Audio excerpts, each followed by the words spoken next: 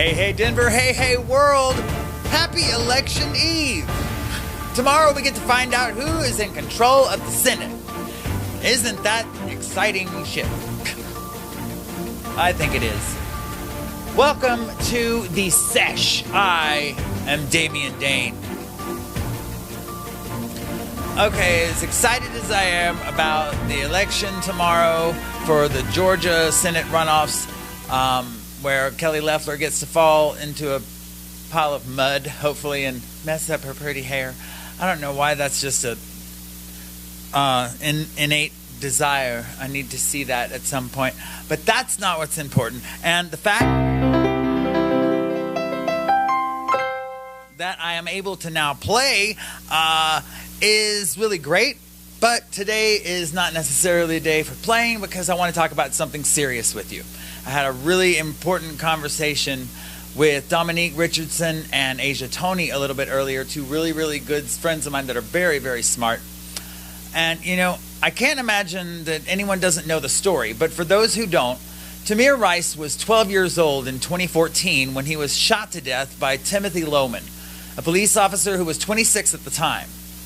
He mistook a toy gun for a real one and shot him to death in Cleveland, Ohio. Tamir's mother, Tamir Rice, reports that her other children are traumatized because they simply don't understand how no charges could be filed. They've seen the video. They've missed their brother. And what are they supposed to think about a justice system that just takes a crap on their pain? They said there wasn't enough evidence. I'm not showing the video. It's repulsive. It's murder. And Timothy Loehmann should never feel peace. Loehmann and his partner, Officer Frank Garmbach, arrived at the scene. They were called to the recreation center after a man drinking beer and waiting for a bus had called 911 to report that a guy was pointing a gun at people.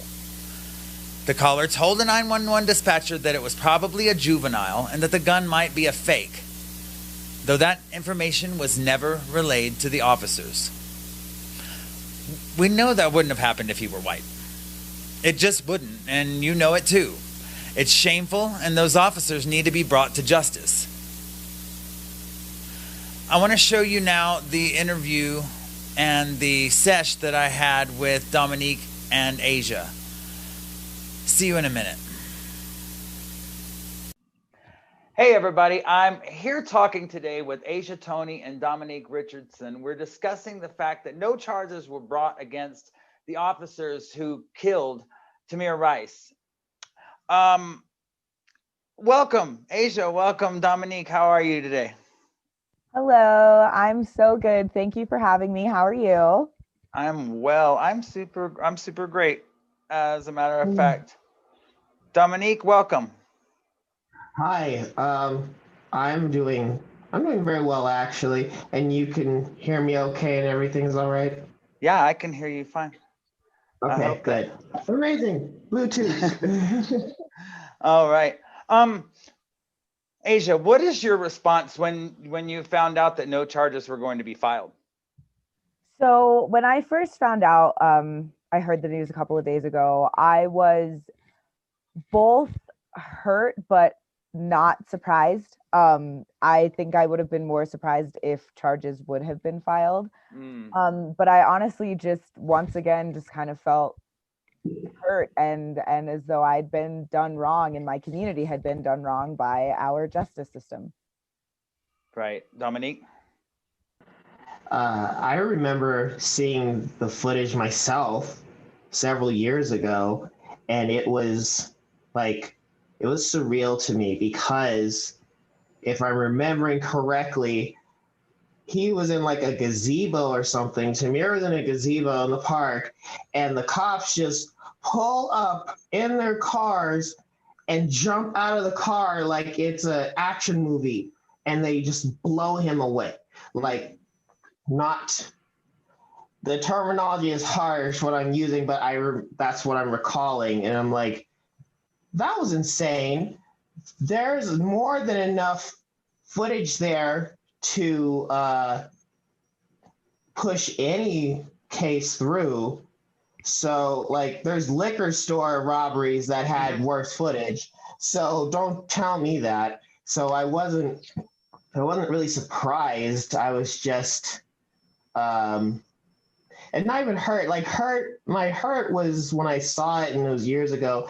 Now it's just anger and just kind of, just it builds a pattern that's undeniable. And that's the only thing that I can even think of to solidify me, is the fact that it just creates something that you can't deny anymore. Like just Right. it paints a picture. Right. And there was the call that was made to 911 was made by somebody who said and wasn't relayed to the officers that it's probably a juvenile and it's probably a toy gun.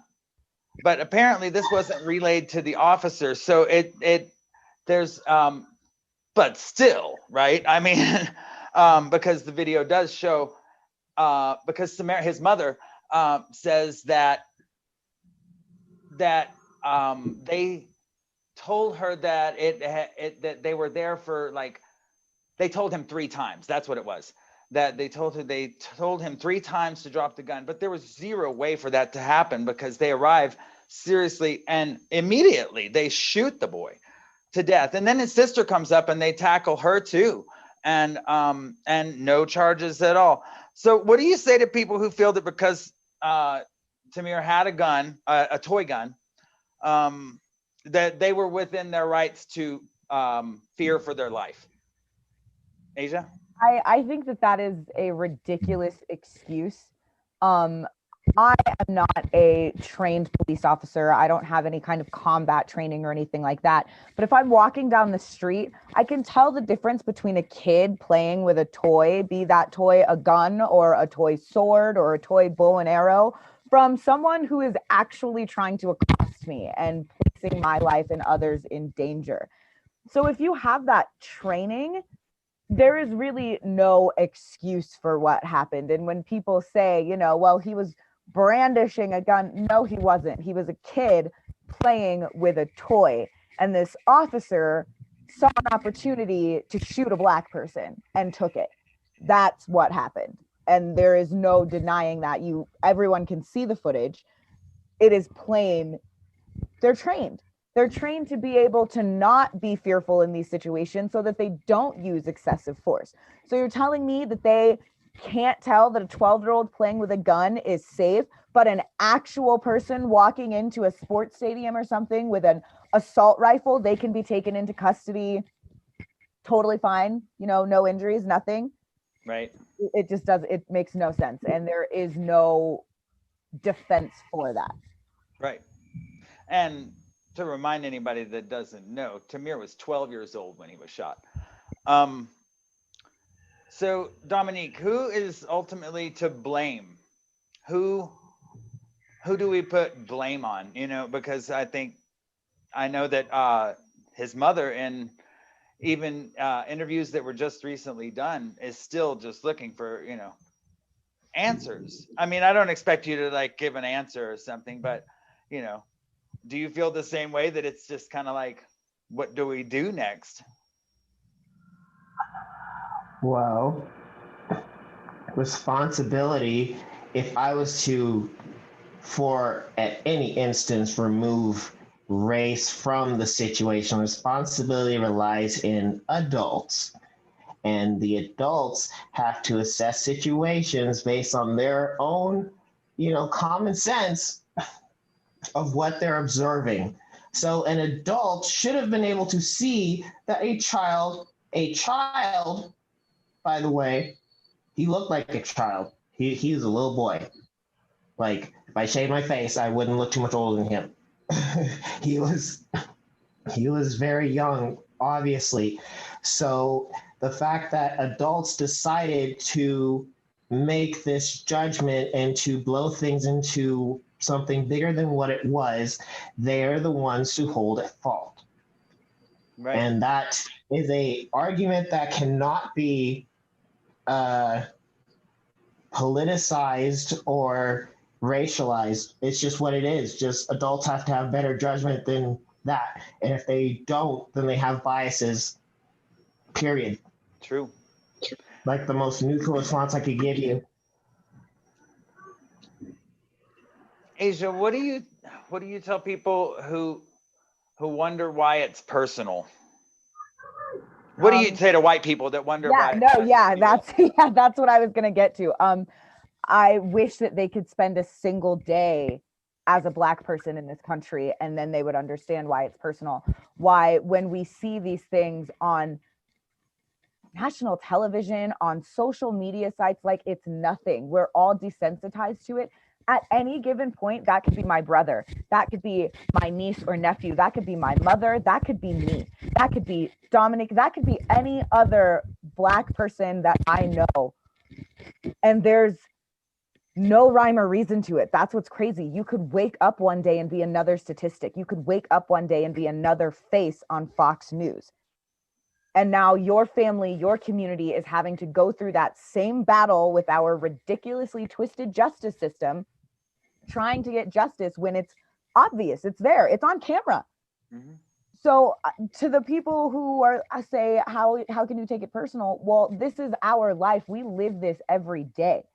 You have no idea what it's like to be raised being told how to communicate with officers of the law because you are Black. I was trained and coached on what to do when I get pulled over. That is not something that I know the majority of Americans experience. Mm-mm. But it is something that Black Americans have to experience because it's dangerous for us to just leave our homes. Mm-hmm. Yeah, for sure. Either one of you can. Did you want to say something? There's so many instances where you have, again, this is historically observable. We have Black children who were always treated as much older and more dangerous than they were. And it usually starts like, and this is a thing that is observable as well. It usually about the time they're about, 8 to 11 years old, especially Black male children, then they're perceived as a threat, and all of a sudden they're an adult, and you have to treat them with extreme measures. And that's something that is taught to our law enforcement, and something that is prevalent belief. And that's something that you also cannot untrain. Mm-hmm. That's something that you cannot unteach from the police force because it is intrinsic in their makeup. Right. In my opinion, it's kind of it's impossible to cure the violently ill. Yeah. And that goes all the way up to the top right now, and what violently ill means. To wrap up, either one of you can take this, or both. What is your response to people that want to help end police brutality, but they don't know where to start? My first thing would be pick up your phone. Google is free. Pick up your phone and look up the history of not just police brutality. I challenge every American to look up the history of police and where they came from in this country and why we even have police departments and police forces. And then I want them to ask themselves, knowing the history, is it something that's absolutely necessary now, today, in modern times?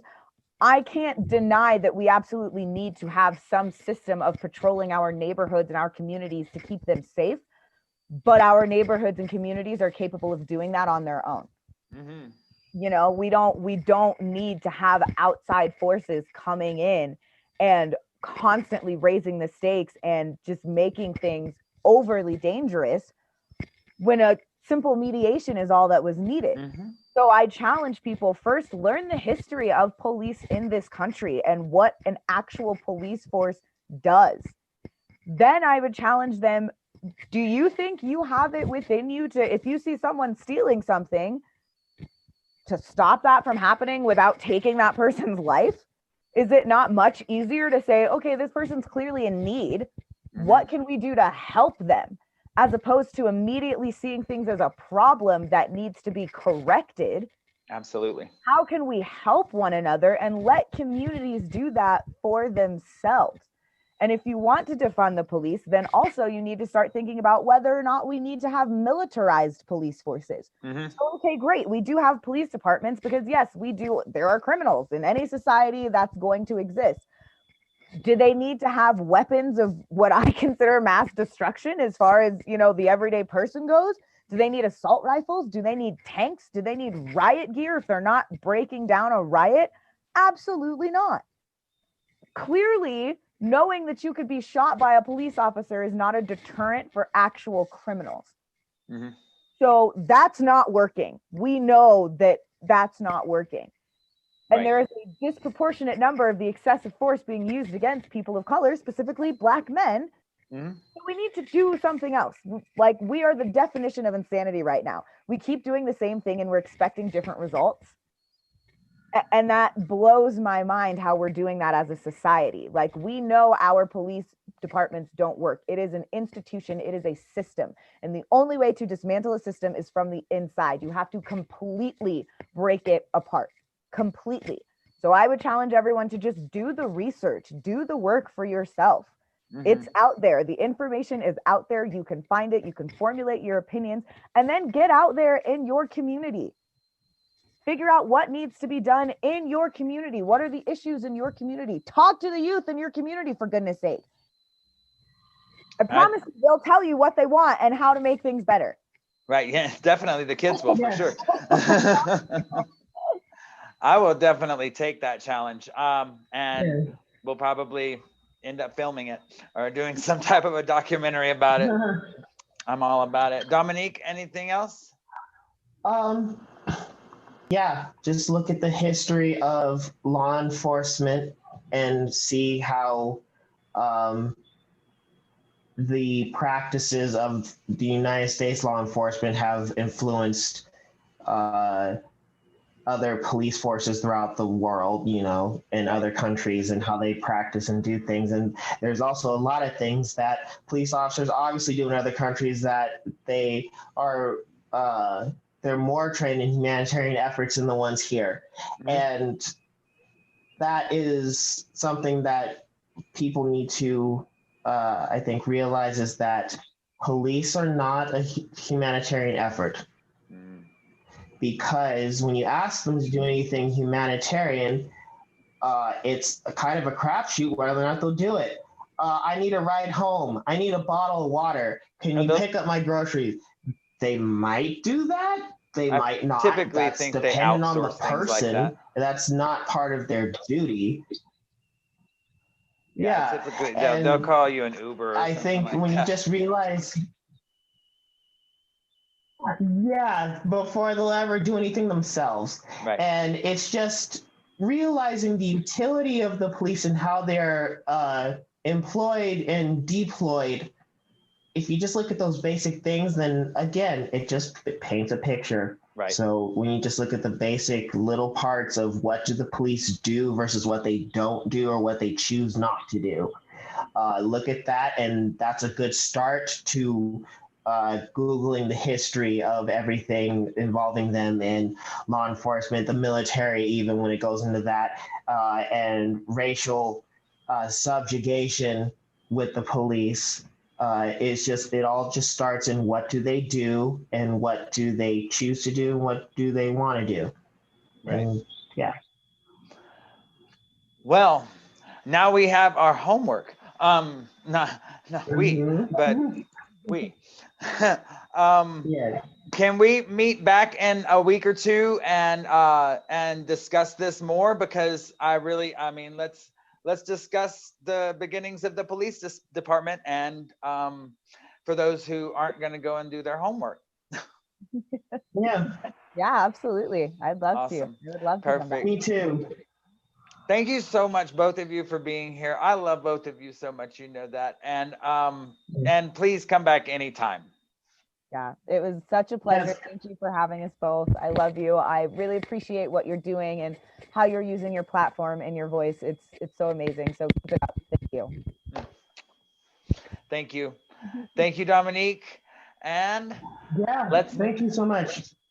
For sure. Absolutely. Talk to you soon. Nugs and kisses to both of you. I want to thank Asia and Dominique for joining me. You will be seeing them soon, obviously. And hey, take the challenge. Do it. I'm going to study right now in just a little bit. And while you're at it, look up the Tamir Rice Foundation, founded by his mother, Samaria, if you'd like to help. Thanks for tuning into the Sesh. In just 2 days, we got Shishi. We'll see you next time. I'm Damien Dane. And remember, when we die, we only get to take our memories and the truth. Fear not. Love forth.